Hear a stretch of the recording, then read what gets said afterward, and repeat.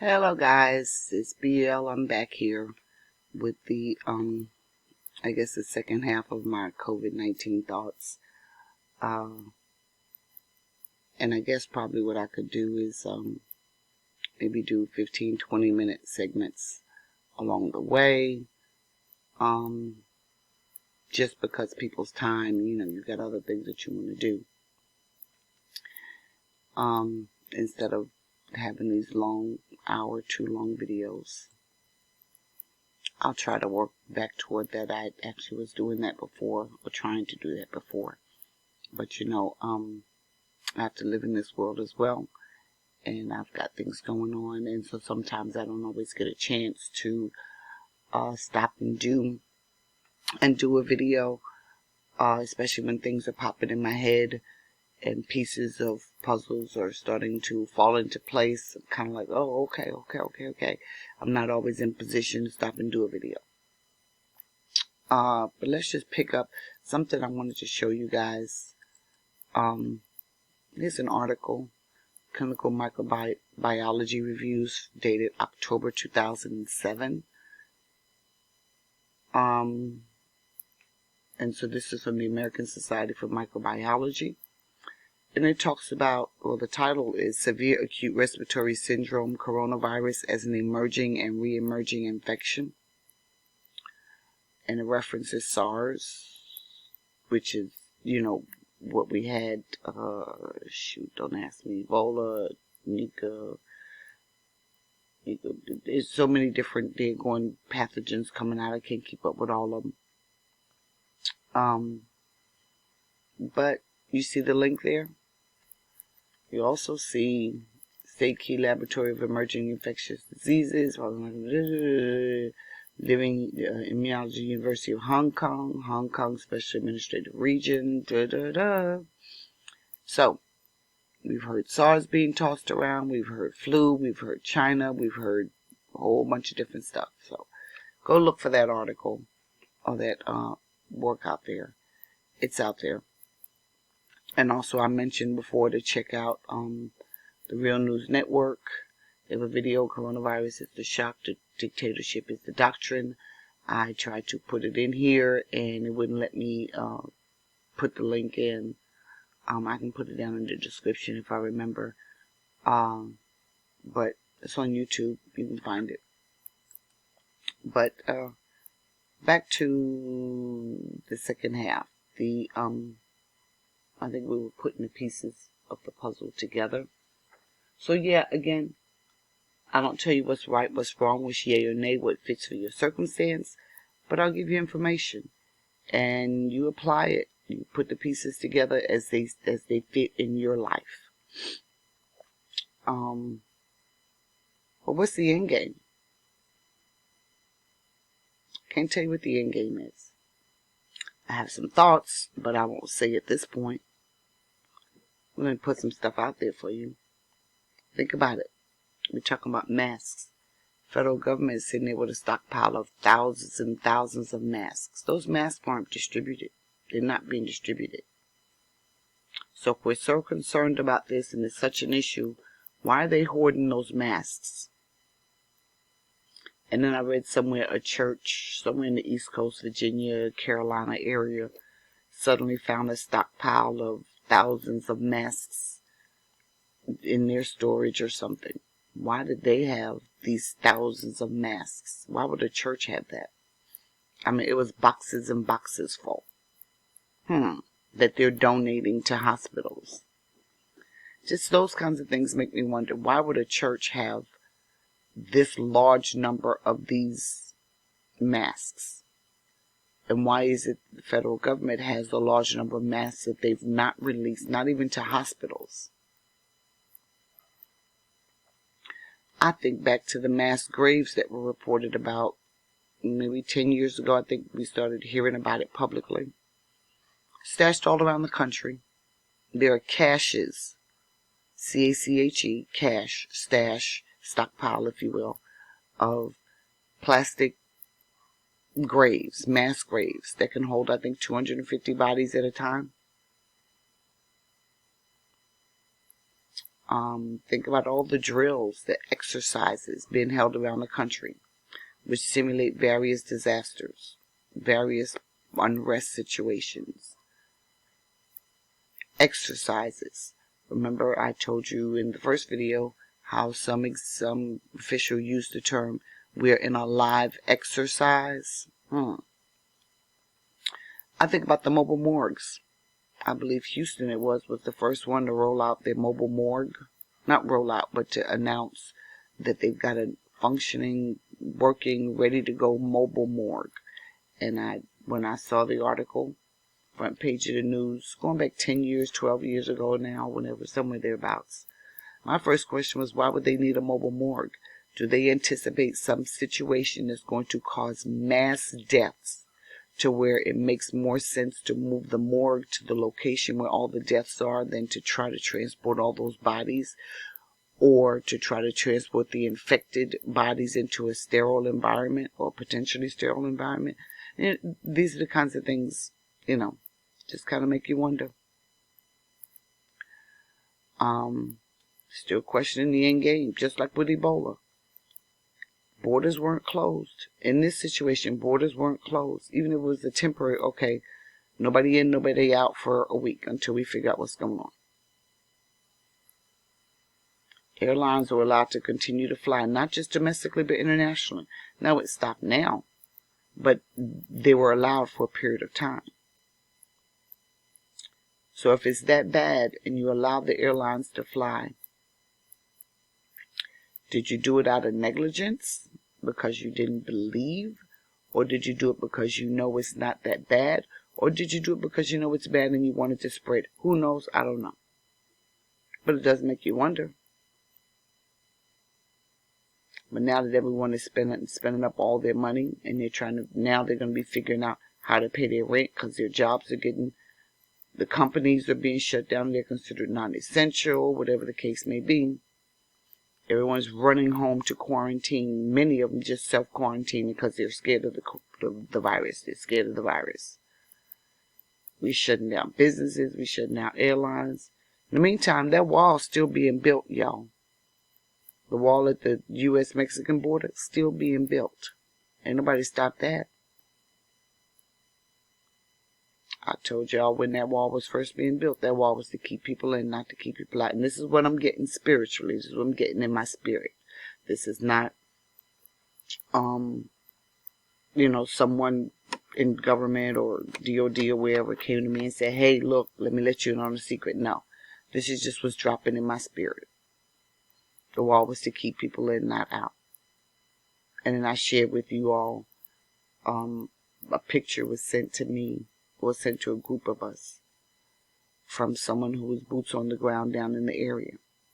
And I talked about the positioning of the wiring, of the barbed wire, the razor wire. The positioning of the wire just confirmed for me it was to keep people in instead of keeping people out. But, back to again, these tests. We got tests, we don't have tests, the tests are ineffective. They can accurately predict that the numbers will change. Even the media staff. You had some media who was when they were initially reporting, they had some questions. They were raising those questions. Then all of a sudden, it's like a light switch was flipped, and all of a sudden, all the media is on the same script. So people not thinking for themselves, they're not asking questions, or everybody got put on the same script. Again, ask yourself what's being asked for in these bailout bills. What's in the bill? What has been piggybacked on the front end of what you ask for? You ask for help with the finances, or help with, the debt, or evictions, or bailouts, whatever it is you've asked for. But what is being piggybacked at the back of it? I looked at some things the other day, yesterday, and supposedly that's why what they were working on last week fell through, because and it's not dim Republican, but one side wanted some stuff that was just, as my teacher in high school used to call it, pork bellies is what he used to call it. That's an additional stuff that's attached onto the end of a bill. The major part of the bill, the front part, what is sold to the people, is critical, is needed, yes, and they attach some little bitty stuff that can be dealt with in another way, or stuff that probably was denied before. But in order for me to give you my okay with this major crisis, you got to give me my little pork belly on the side. So negotiating, or holding ransom, if you will, holding the potential of making an impact against this COVID-19 and the economic impact, holding that ransom so that you can get an extra post office, or some, abortion rights, or I don't know, whatever the other issues are, and I can't think of all of them off the top of my head. But those other issues that were being dealt with, so you're going to throw them into here. Didn't we see something like this before? Didn't we see this, I want to say 2006, 2007, just as Bush Jr. was going out of office? We saw a rash of issues. We saw a major economic crash. We saw massive debt go up ridiculously. We saw bailouts of companies. We saw the people get, I think, $300 a piece. Something along those lines. Well, I'll tell y'all this. $300, $1,000, $500 is not going to give you back what you're losing in this. What you're losing financially, emotionally, socially, legally, and any other stuff you may lose. If you lose your home because you can't meet your mortgage because there's not a universal mandate that specifically says mortgage eviction, mortgage foreclosures will not be allowed during this time, and you must allow the people payment arrangements to catch up the arrears when this is over with. It doesn't require a mass bill to give you all this other pork belly stuff. Executive orders, you've been signing executive orders for everything else.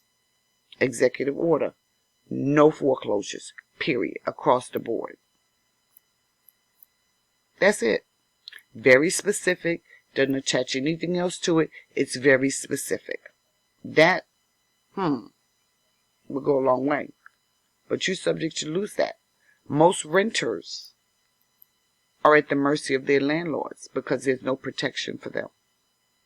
In most states, I think 2 or 3 states have enacted something where they won't do evictions.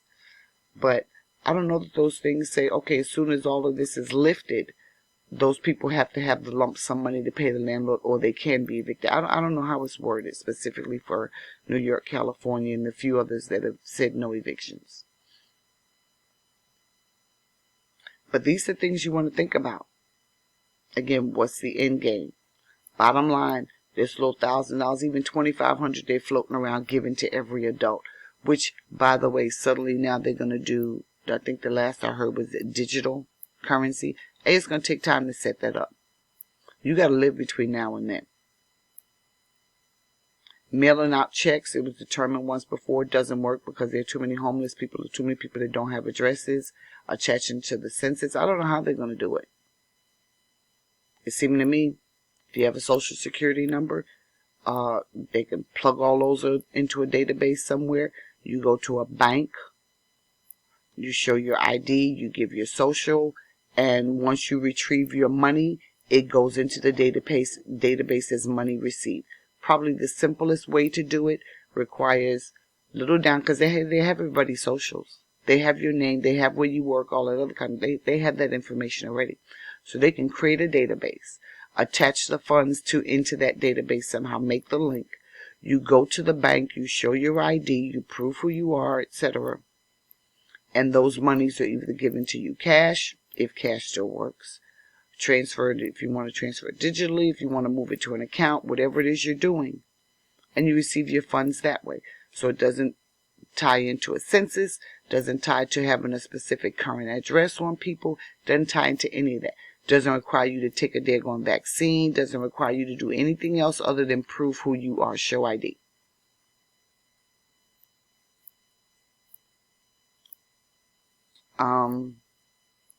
But either way, that's not going to give you back what you're losing in this.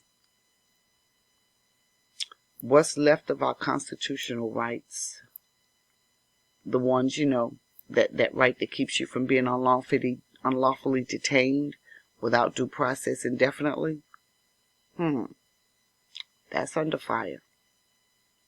Right now, it's floating around the ability to be able, and I don't know, it may have just passed, the ability for them to be able to just snatch you up, detain you without due process indefinitely, without, going through any of the due process that you're entitled to under the Constitution.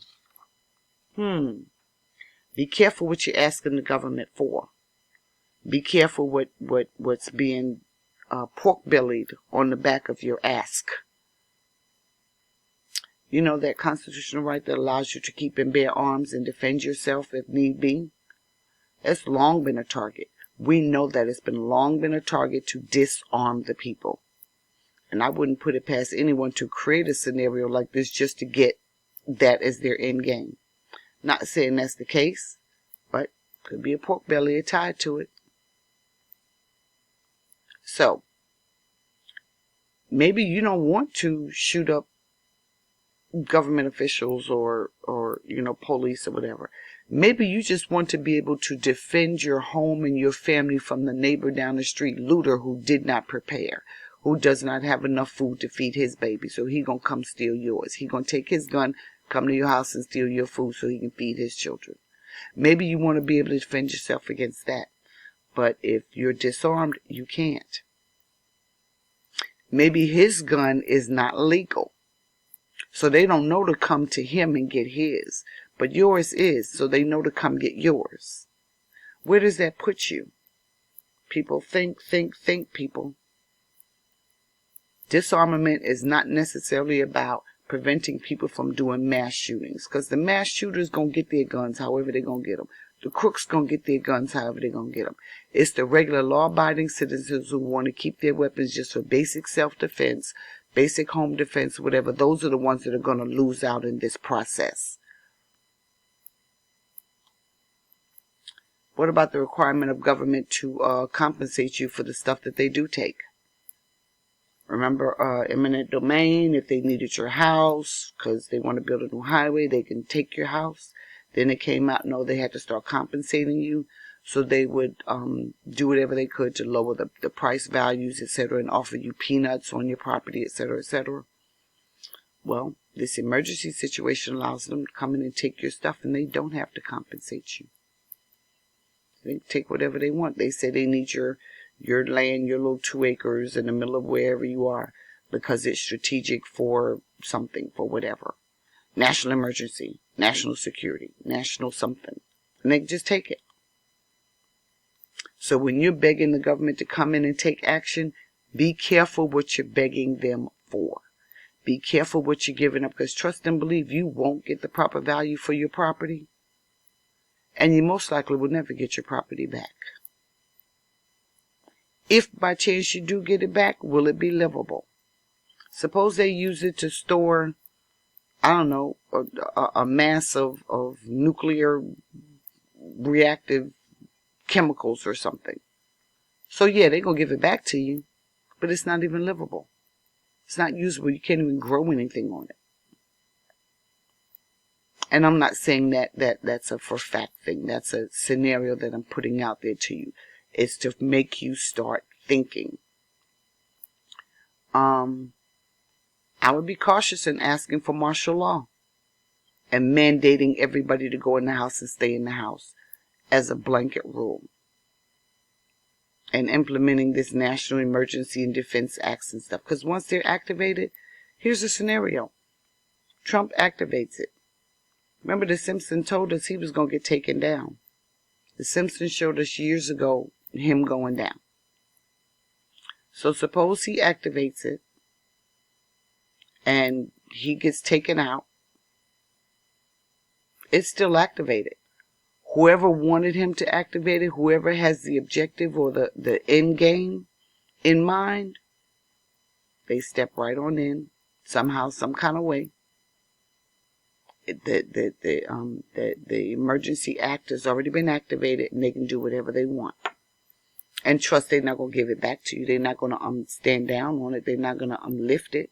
They're going to leave it in place because it suits their goal. Be careful what you ask the government to do. Those of you who remember, I talked about a dream last year. And, I shared it on another channel. And for whatever reason, it's being blocked or hidden. It's private is what it is. So people can't see it. I don't know why.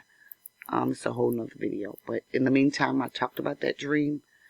And when something hits me hard and it lays on me and won't rest, I find once I actually start speaking it, then, it doesn't lay on me so hard. So after I released it, it stopped occurring. So I'm glad. But I'll go back to that. I spoke of things being dropped out of the sky, like supplies. Turned out it was colored paper, which represented all the different, in the paper as it got closer were the flags of all the different countries involved. I'm seeing that today. It's coming to pass today. I saw a video of one country having supplies dropped down by military helicopter over the city or over that area. I'm seeing all the different countries that are involved in all of this, just like back in that dream. In that dream, I spoke of people being lined up and gathered. They were in a compound-like place and they had multiple buildings. They had gates or whatever. But it was one building. It was kind of like the kind of, not the commissary, but like the main gathering building. And there were other smaller buildings around or whatever. And I saw the people lined up in my dream. I'm seeing that today as I'm looking at pictures or videos from different situations going on around the country and around the world. But I will say to you again, if you remembered that video that I did on that other channel, I told you then it was going to be a rocky road. It didn't feel good initially. I felt like there was some bad on the front end. But when it's all said and done, there is a good on the other side of it. Today, I can't tell you what that good is. But I still stand on that. It's a rocky road getting there, but there's going to be some good on the other side of it. And the few times I pay attention to the COVID ID stuff, shows me a little bit more and more of that dream. But I say to you, people, stop begging for government to keep shutting stuff down. It's only making the economy worse. It's only playing into the hands of whoever's at the head of all this. It's really making matters worse for, the Joe Schmo, Main Street Tommy or whatever. Because corporations not going to take the fall. The ones who don't have strong lobbyists or whatever, don't have good ties, they'll take a fall. They'll take a hit. But most corporations not going to take a fall. But here is the biggie. Have you heard anybody talking about strengthening the immune system? Any of the authorities? Oh, and for that person who wants to, who told me they'll believe it when a person in authority is saying it. Well, have you heard any authority telling you what to do to strengthen your immune system so that you can recover it if and when you do contract this thing? Because the way it's going, pretty much it's out there. And if we don't already have it, you're going to get it. Period. So, is anybody telling you how to eat, how to rest, what supplements to take, what vegetables and herbs to ensure that you ingest to strengthen your immune system against this? None of the authorities are telling you this. They're all leading you to what? A test that they can't determine if they have enough of, or if it's effective, or if it's an actual test, or we don't know what's going on with this testing. At least I don't. I ain't seen anything concrete that makes sense to me. Or they're leading you to this potential vaccine that they're trying to rush and put together, that supposedly the United States is trying to buy so that they can have the rights to it. What the hell? If you got a pandemic, you got people dying or subject to die all over the place, but you want the exclusive rights to the cure or the vaccine or whatever it is, that in itself should make y'all question a whole bunch right there. That don't even make any sense. It should be freely available to everybody if we're all in the same boat together. Tell you, I'll go back and do The Last Ship. There was a series that came out, I think, for 2 or 3 years straight, and it didn't come out anymore. If you can, while you at home, binge watch on that. If you can find it, I can't. It was on regular TV when I saw it. But it might be on, one of the other channels, Hulu, Netflix, or Prime, or whatever. Build your immune system, people. Do whatever you can to build your immune system. If you're unable to grow, if you don't have a garden, start one. Get your herbs, certain herbs.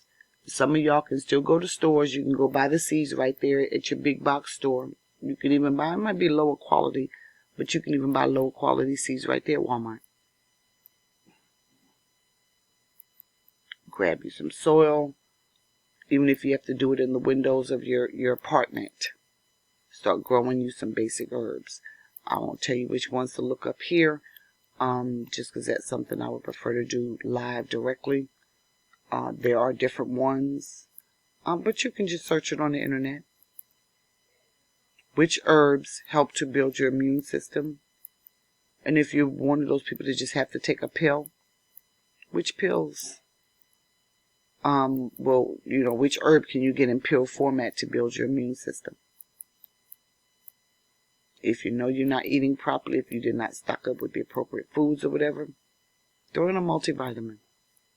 Get a good one though. Don't just get the little cheap buy one get 5 free. Spend a couple dollars if you can, a few dollars more, and get something that's a little bit more reliable. If nothing else, that gives you a little boost. Eat well, rest well. Don't be sitting up all night long playing bid whist into the wee hours every day just because you're not going to work the next day. Treat your body right, and it will treat you right. You give it what it needs, and it will fight everything that comes at it. It's made to do that. You've got little soldiers in there. You know that. I don't have to tell you all that. Lastly, while you're down, strategize for the comeback. Because like I told you in that dream, there is a comeback. There is another side of all of this. Get yourself spiritually right and strategize for the comeback.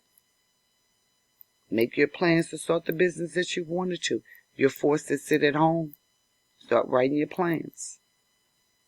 People of color, pool your resources to start many businesses here. This should show you what is not being manufactured in this country. I don't know why the United States and people allowed all the manufacturing, or the bulk of the manufacturing, to be taken out of this country. Well, you know what? It's time to take it back. Time to take it back. So use this time to strategize for that. While you sitting there, quarantined, self-quarantine or whatever, y'all sit at the kitchen table and map out, okay, well, toilet paper's not being made here, masks are not being made here, and those are just 2 things off the top of my head. Well, maybe you need to make toilet paper here. Maybe we need more masks being made locally here in the country. What else needs to be made locally here in the country? Maybe those are some businesses you can start off the bat as soon as all of this is over. Because things reset to 0. It's your shot to do some things. Also, while you're in self-quarantine or self-isolate or whatever it is. And I don't like that word isolate. I'll tell you, isolate has a negative connotation to it. And isolation has been used for years by abusers and manipulators. Because once you are isolated, you're away from people. I already told you that the human bonds that get broken. But you're also at a point where you ruminate on things. You're at a point where you can't be as effective as you can when you're around other people. Having social interaction is one of the basic levels of human need. So when you isolate, you're taking away basic human need. Can't be good. Can't have a good outcome if you stay isolated for too long. Why do you think they're all of a sudden now allowing doctors and especially mental health people from other states to all of a sudden within 24 hours or a very short time frame get licensed to do telemedicine, telemental health across internet and these various apps to other people, because there's not enough of them in their state to process the people. But 20, 30 years ago, there was a study done in Seattle, I want to say, the Seattle area, because of how gloomy and then the little bit of sunshine that they get. Studies showed the lack of sunshine, the isolation, the lack of interaction with people, etc., had a direct impact on their mood and caused depression.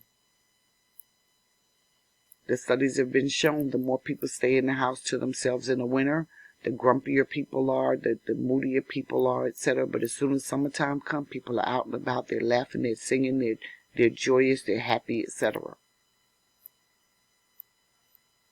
Oh, so I got off on a tangent. Let me get back. So, again, we're strategizing. We're thinking about the businesses. We're thinking about how we're going to start writing up your contracts tentatively. So when all this is over, you can go and have it filed and get your corporation legalized and start doing what you got to do. Spend time with your families. If you're stuck together, use the time. Everybody shouldn't be in their own rooms on their own phones or on, whatever social media or whatever it is they're doing. You're in the same house. It's time to get to that table or in that den together and start talking and interacting with each other again. That could be one of the silver linings in all of this.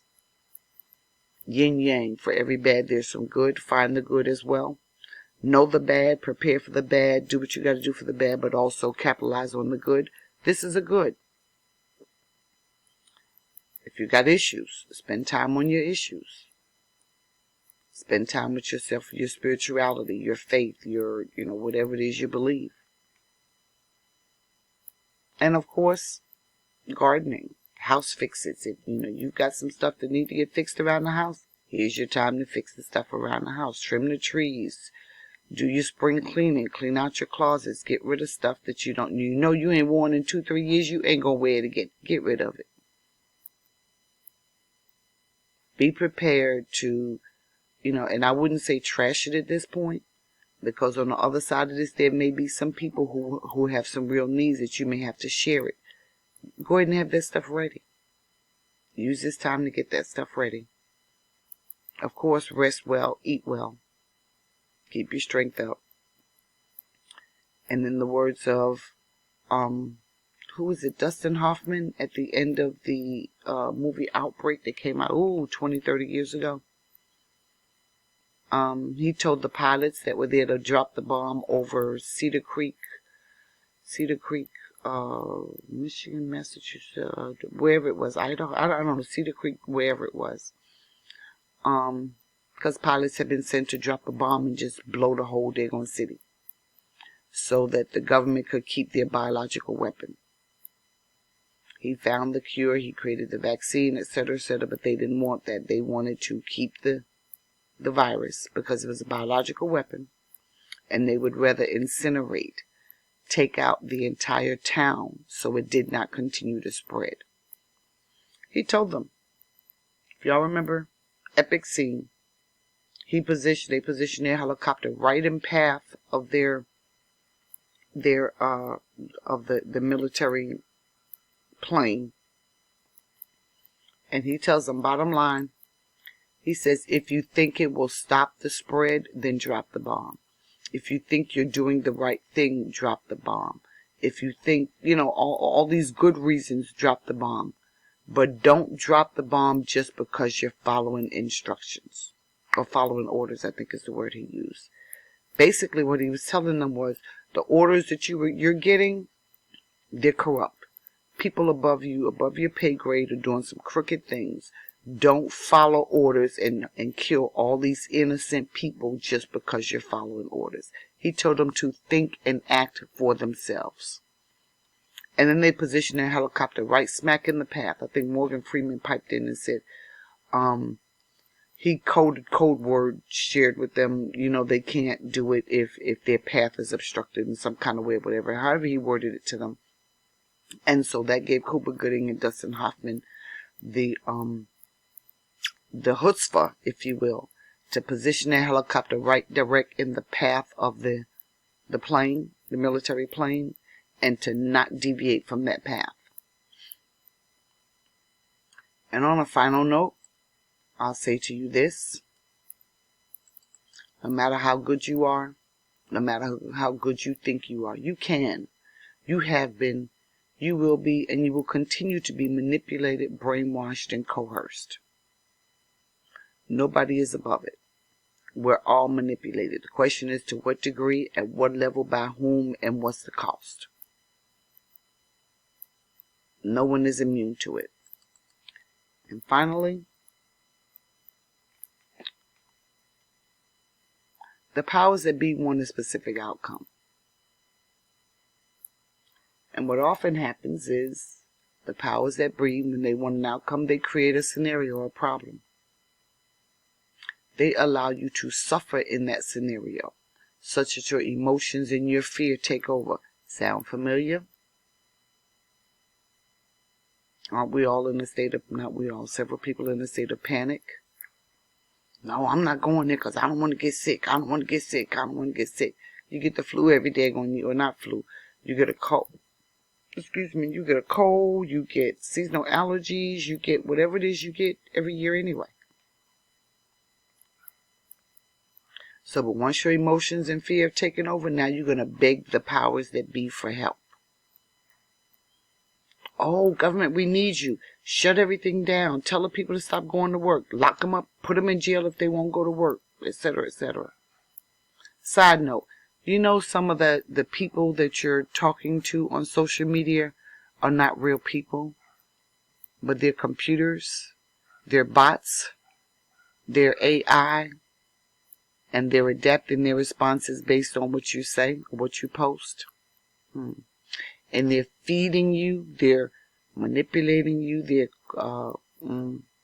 helping you to, they're goading you on, if you will, to beg for certain help that's probably going to hurt you in the long run going forward.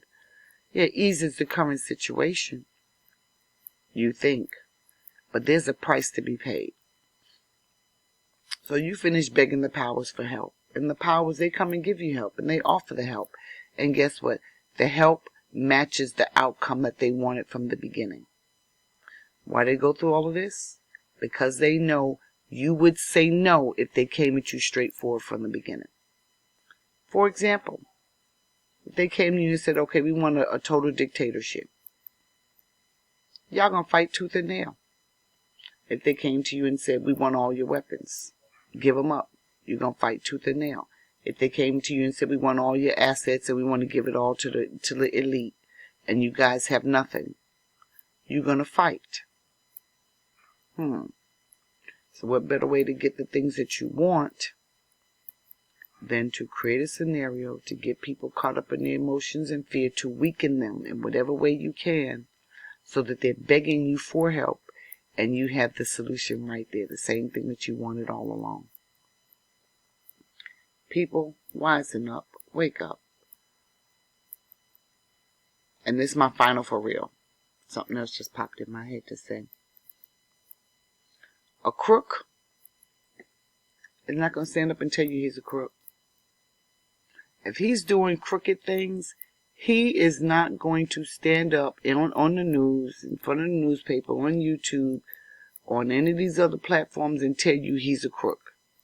He's not going to sit there and tell you all the crimes he's committing. So don't sit there and expect people, officials, whomever, to get on the TV and tell you they're doing crooked stuff. And this is not to say that they all are. But there's a rat in this stew somewhere. There's a big rat in this stew somewhere. And if y'all can't see that, I don't know. Even Stevie Wonder can see it. There's a big rat. Don't expect the crooks the rats to stand up and show their hand. You have to use wisdom. You have to listen to what's said and what's not said.